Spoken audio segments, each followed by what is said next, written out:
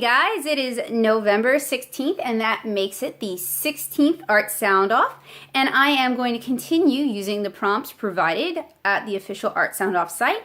You can find a link to that below in the description, and today's topic is stress management. That's a really interesting one for me because I juggle depression and anxiety and attention deficit disorder. So those are 3 strikes against me.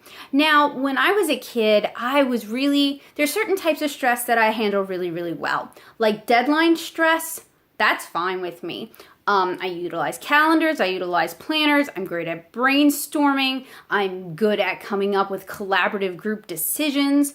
I've pitched and been accepted into several anthologies. I published my own book. I've helped another person publish their book. I've helped several people run their Kickstarters. That sort of stress really doesn't bother me because it's over a span of time. It is something that can be broken down onto a timeline or a calendar. It is a nut that can be cracked. I mean, I got through grad school. I wrote a thesis. That sort of academic stress doesn't bother me at all. The sort of stuff that really is a problem for my anxiety is sort of like social anxiety, social pressure, how I come across, whether or not I'm able to make friends, whether or not I come off as a complete waste of space and garbage. I have a lot of problems with intrusive negative thoughts. I think many of you also may have issues with that. And that has really come up since I graduated SCAD because I had a lot of classmates who were very toxic people who were basically like, if you're not drawing 24/7, you're worthless artist garbage and you shouldn't waste your time. You need to get serious or get out, which is an extraordinarily toxic attitude. And they shouldn't have been treating themselves like that, let alone saying that to their classmates. The last 6 months of my time at SCAD became extremely toxic and abusive. And that has sort of colored a lot of, of my post-SCAD life. And I've had to do a lot of work to get beyond that emotionally and to change my way of thinking and to get rid of those really negative, toxic habits and self-abuse patterns. And I've worked really hard to promote positivity in myself and with other artists and to be encouraging and try to inspire others, even if the only way I can inspire is by making mistakes and being earnest and honest about that. I'm trying to provide an alternative. But that's the sort of stuff that really stresses me out. Now, talking about stress, today I need to drive myself over to the airport. And I am actually leaving 3 hours early because I can't see in the dark anymore. And I'm not kidding, I have been clipped twice while driving in Nashville on a 1-lane interstate ramp by somebody who wanted to go 90 in a 30 ramp. So Nashville drivers are crazy and awful and don't use their blinkers. And I'm from New Orleans. I'll tell you, New Orleans drivers, they all want you dead. But at least you understand that. In Nashville, it's like they're trying to drive through you because they don't see you or don't care because they all have massive SUVs, or they don't use their blinkers and they will literally try to merge into you. So I'm leaving early so I can leave while there's sunlight, and I guess I'm just gonna chill at the airport. So that sort of time sink, because I'm not going to have internet at the airport. BNA does not, even if you pay for their internet service is terrible. I have an unlimited data plan with AT&T, which means I can't tether. And yes, I've contacted them about that. That was a crummy thing for AT&T to do because they don't want people taking advantage of it and using it as their sole source of internet. So I can't do online stuff. I can't record this at the airport. So that means I had to get everything done early so I can leave early so I can go kill time at the airport, right? So all of that requires time management skills. And since I was diagnosed with ADHD at 5, and it itself has never gotten better, but my ability to cope with that has gotten a lot better. When I was diagnosed, they didn't believe in counseling for kids, so they just shoved medicine down your mouth. But fortunately, my mother was a teacher, and she dealt with students who maybe had different needs when it came to planning and time management. So she taught me really early on how to break things down into actionable parts, how to make actual useful lists, how to plan my time, how to predict how long something's going to take, how to use calendars, for pre-planning like I do with the YouTube and the blog, and how to use to-do lists and daily lists. So I am super fortunate that my mom set those skills super early. I have used them almost every day of my life. They help me produce the amount of content that I am able to produce. And then there's also newer things like Trello, which allows me and my editor to coordinate video planning. So hopefully 2017, when we're not bogged down with those art subscription boxes, we can get some really nice content out that's already been recorded. It just needs to get edited and maybe some voiceovers, that sort of thing. So those sort of tools really help with the professional stress. And when I do freelance work, I really, when I ask my employer what is the timeline, I really want them to abide by that and be really honest with me if it's shorter. That's been a problem in the past where it's like you have a week and then like literally the next day they're like, did you get it done yet? And it's like, I told you I was flying, man. You said a week. You should have just said do it ASAP. So when people give me accurate dates, they don't let me know things last minute, they give me enough time to do my job correctly, then this is not a stress situation at all. Situations that cause a lot of stress for me are being asked to draw in front of a crowd in a limited amount of time. When I did those quick draw panels with Courtney at A2CAF, that was actually horrible for me, and I had really bad anxiety like for 2 weeks before then because I'm not an artist naturally. I really rely on construction. I really rely on planning. I really rely on having a time buffer. In fact, that was one of the big things that knocked me on my butt at SCAD is I would have professors who wanted things done in class in a certain amount of time, and if it is a new concept for me, it takes me a lot longer than other people, and most people don't realize that because I usually go and I work on it on my own time and I come back proficient. I do try to make accommodations for my own shortcomings whenever I can. It's just very difficult when I'm in situations where people do not respect those sort of accommodations, or they don't understand those sort of accommodations, or they think it's unreasonable that you need to do that sort of stuff, which I think is unreasonable.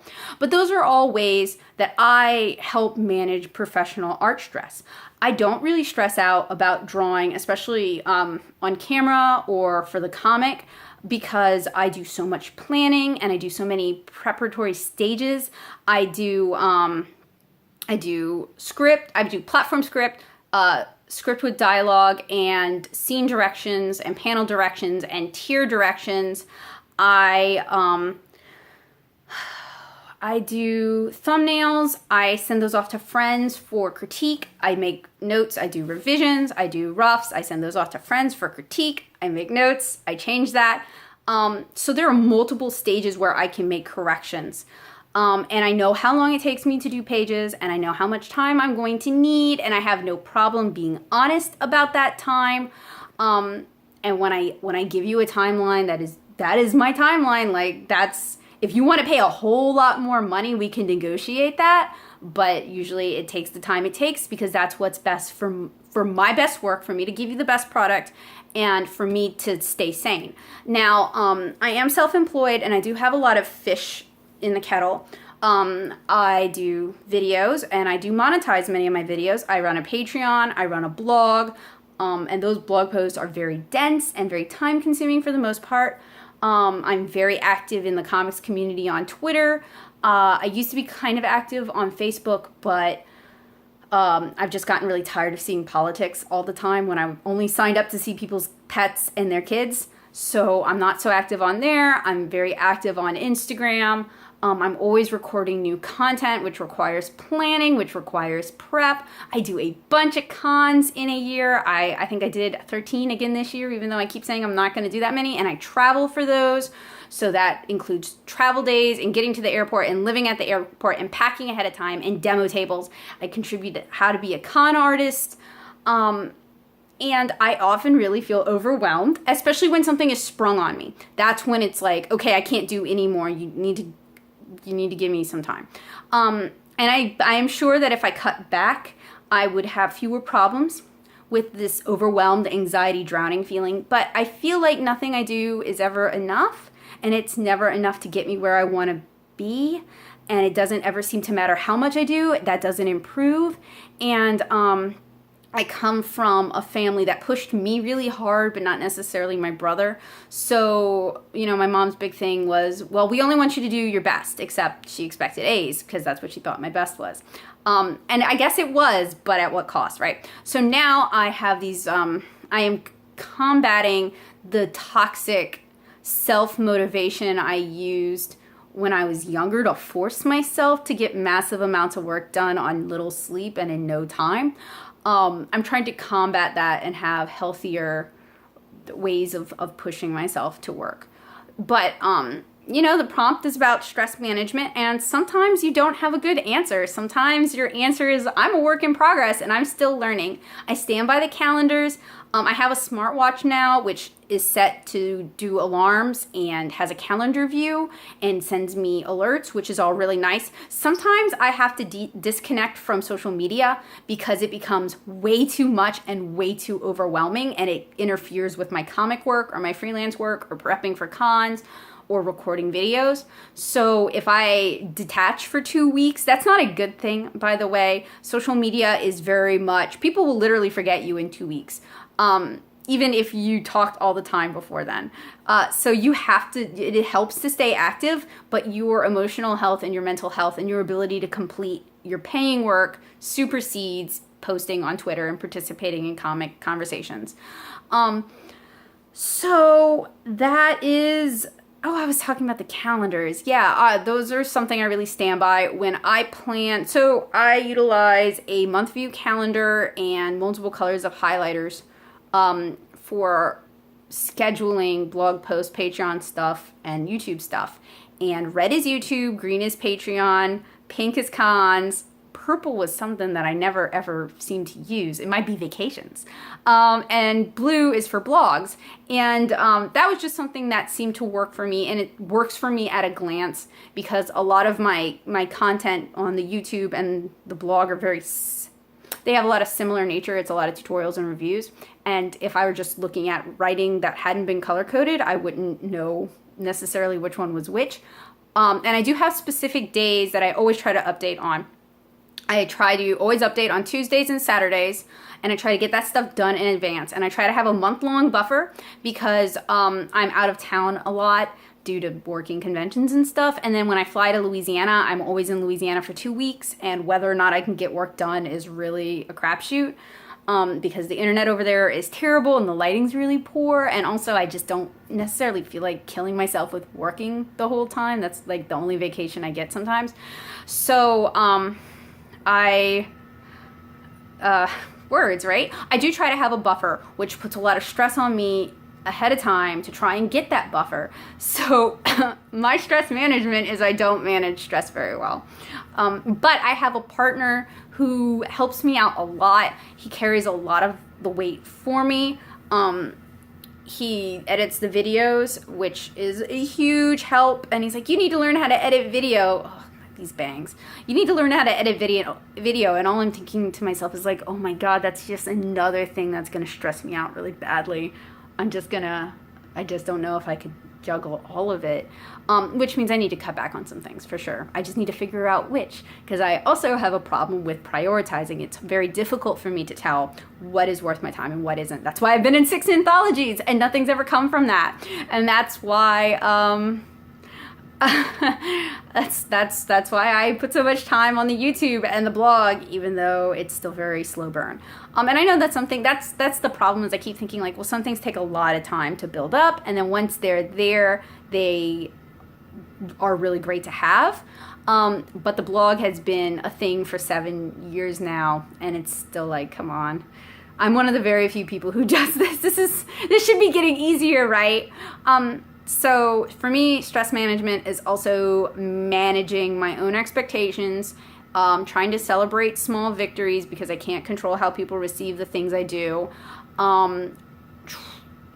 trying to be kind to myself, trying to sort of give myself the same expectations that I would have if I were asking a friend to do it, which I fail at because I always constantly overwork myself and I cut my friends a lot of slack that sometimes they don't deserve. Especially when they start making excuses over favors that they owe me. It's just like, come on, you had no problem setting a time limit for me. But it's all a work in progress, and I need to cut myself slack over my reaction to stress management because it is stupid to stress out about being stressed because it's just like it just keep digging a pit, right? I highly encourage you not to use self-abusive methods to push yourself to make more art, because when I was at SCAD, I was using those methods and I started getting cluster headaches. And cluster headaches are a lot like migraines. I thought they were migraines, but a cluster headache is a migraine that goes on for 3 or more days and no medication that you take will touch it. And I was getting those really bad, and SCAD has if you miss 10 days, it's less than 10 days. It's like if you miss 5 days, you fail for the semester. So I just had to drive myself 20 minutes over to Norris Hall, park, walk over, be there all day with a raging migraine, and then drive back in the dark. It was rough.